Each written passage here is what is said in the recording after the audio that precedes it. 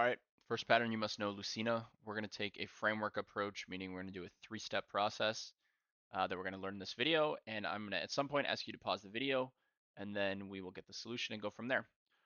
So Lucena is named after a chess writer from the 1400s, although he never actually wrote about this particular problem. It first appeared, I believe, in the 1600s, but it's very old, so it's something that has been studied and solved for quite a while. Like a lot of things in chess, it has a cool history to it, which is one of the things that I find really cool about chess in general is the history. So the basic problem that the two sides are trying to solve is the following. White is trying to promote the pawn and play for a win, since they are a pawn up in a rook endgame. In order to promote the pawn to d8, this king cannot be on d8, obviously, because the pawn cannot go there. So the king must vacate the d8 square in order to make room for this pawn. So that is sort of problem number one for white. The second problem that white runs into is in its attempt to vacate this d8 square, this rook is going to try to check it incessantly in a way that it cannot both protect this pawn and get away from the d8 square. So for example, let's just say I give a check. This is not Lucena to be clear. I'm just giving an example of what this might look like. Black would try to just check this king until white ran out of energy and said, okay, I'm done. I guess this is a draw. So Lucena is a solution to this problem. And if you're black and you're playing against someone who does not know Lucena in this situation, the way to fight for a draw is to try to endlessly check. So what white needs to do is find a way to stop the checks and vacate the d8 square and promote in a way that the king is not close to the d8 square. So let me start by showing a small nuance here, which is that if we give a check here and black plays king e6, note that black has actually solved white's problem, because now when I play a king to a square that is not d8, this rook can no longer give a check. If we go here, we just drop a rook and promote, and if we go here, it's no longer a check because the king is actually on e6. So now we promote, and I don't know what black would play here. I guess this, I don't know, and then we just win. So this should be obvious. The point is king e6 is not an actual realistic try here for black because it actually solves the problem that white is trying to solve. So we're going to start here with the king being on this square. In a moment, I want you to pause the video, but before you do, I want you to think about the concept around solving this problem as opposed to move for move what you're going to do. Just come up with a general plan. Plans are very helpful in chess, even if it's not the best plan. To have a plan in general, especially when you have not a lot of time on the clock, plans are extremely helpful. So you're trying to vacate the d8 square, you're trying to get the king to a square where it can't get checked, and you're trying to keep this king basically over here. So let's pause when you've come up with a plan, and we will swing back. All right.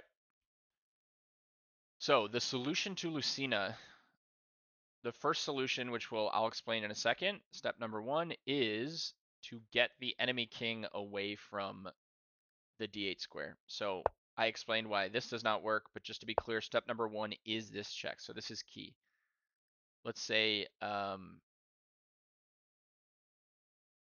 sorry, it's white to move. So step number two is to rook lift to build a bridge. This is sometimes referred to as building a bridge. And what that means is we're building a bridge on the fourth rank. The bridge we're building is where our king and our rook are eventually going to meet.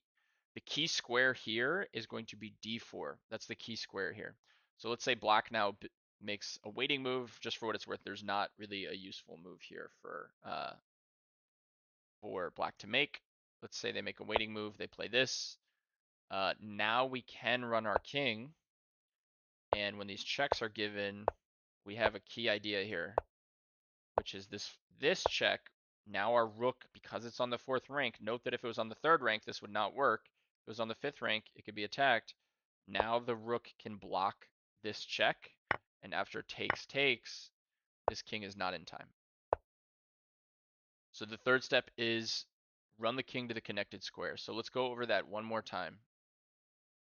We're in this position. We give a check. King goes here. It can go here. It doesn't matter. As long as it is 2 steps from this promotion square, Lucena will work. We rook lift, which is step number 2. Black makes some move. If they were to go here, by the way, we can go this way. It doesn't matter. It's the same thing. And now we connect our king and rook at this square. Again, note that this king is not in time. One thing to understand here is that if we did not give this check at the very beginning, so let's say, for example, let's just say we immediately rook lifted to the 4th rank, and let's say black does this. Okay, Lucena is on, right? Same idea. We give this check. Okay, we block, but notice a key difference here, which is that the king is 1 square closer than it was before. Now we cannot promote because black is in time. I mean, we can promote, but it'll get taken, and this is just a pure draw.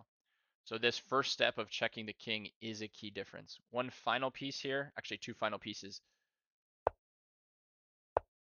Just be a little careful. This is a warning to the wise here that, sorry, we rook lift, play rook c2. I just screwed this up in a game the other day because I was blitzing out Lucena and I just wasn't thinking.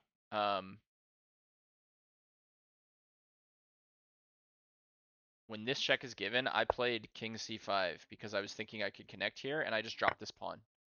So Lucena requires 1 extra move where the king stays connected to the pawn. So this is the check.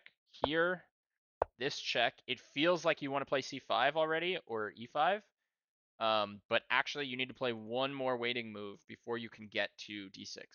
Sorry, d5. So either one is fine. I prefer it this way. Now you can go here, and you are not dropping this pawn.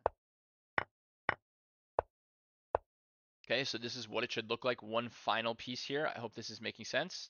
One final piece, because some of you might have been wondering, like, hey, what if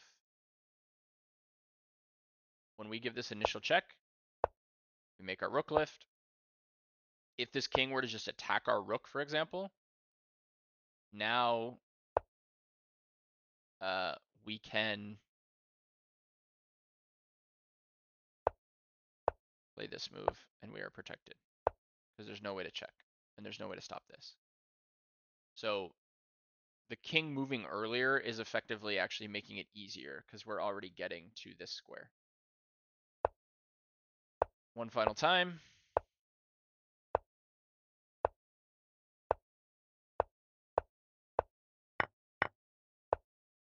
Okay, I hope that makes sense. This is a pattern that once you understand it is pretty easy to remember. It's just that concept of building a bridge is key. Start with the check, obviously, follow these steps. Oh, I forgot to put my warning there. There we go. Don't disconnect the king from the pawn and move too early. And this is a position or a pattern that it's not only valuable to know from the perspective of like just being pragmatic, meaning like you will get a position where you need Lucena to win in a game. It's the difference between a win and a draw, and it will win you points. But also it's nice to understand because it's going to help you with rook end games in general and king pawn end games, and those are going to come up all the time.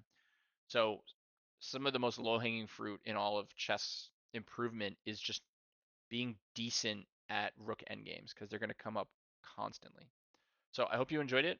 This channel is new. I'm hoping to get as much feedback as possible and learn as much as I can from everyone, and hopefully pass along as much knowledge as I can and take on more students. So if you enjoyed it, please do all the YouTube things like, comment, subscribe, reach out to me, leave a comment. Any feedback is very much appreciated, and thank you for your time. Have a good one.